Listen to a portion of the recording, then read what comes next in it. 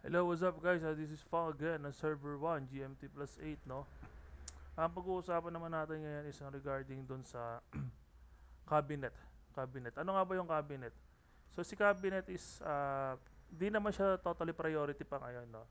So medyo parang maaga pa naman. Pero para sa akin is, ito, nitry ko lang siya, lagyan, para makita ko yung ano. Nakadepende kasi yung upgrade ng weapon dun sa ibibigay niyang stats. Wait lang ah.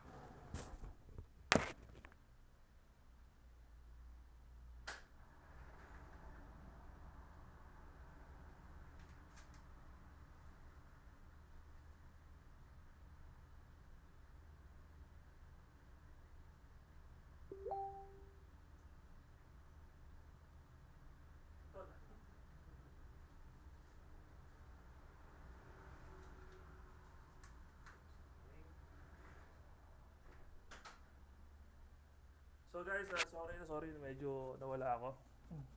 Ayun nga, nakadepende kasi yung ibibigay niyang effect sa plus ng weapon mo, no?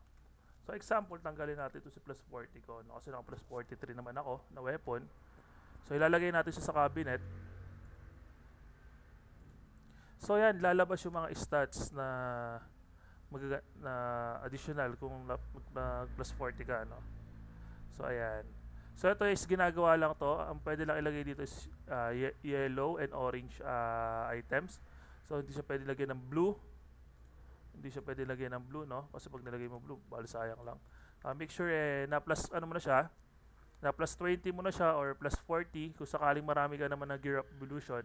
Plus 20 o plus 40, ilagay mo siya doon sa cabinet hanggang makompleto siya. Armor, pants, gloves, saka boots, no? Ayan. So ayun lang yung topic natin dito ngayon para sa mga nahihirapan pa dyan. Ito yung simple guide lang na nalalaman ko. Then sa mga iba pang guide, post natin soon. Medyo matagal tayo hindi gumawa ng video. So please subscribe and like na lang sa ating video na to. So maraming salamat. This is Fang again ng server 1, GMT plus 8. Kita-kits tayo sa game na to. Maraming salamat.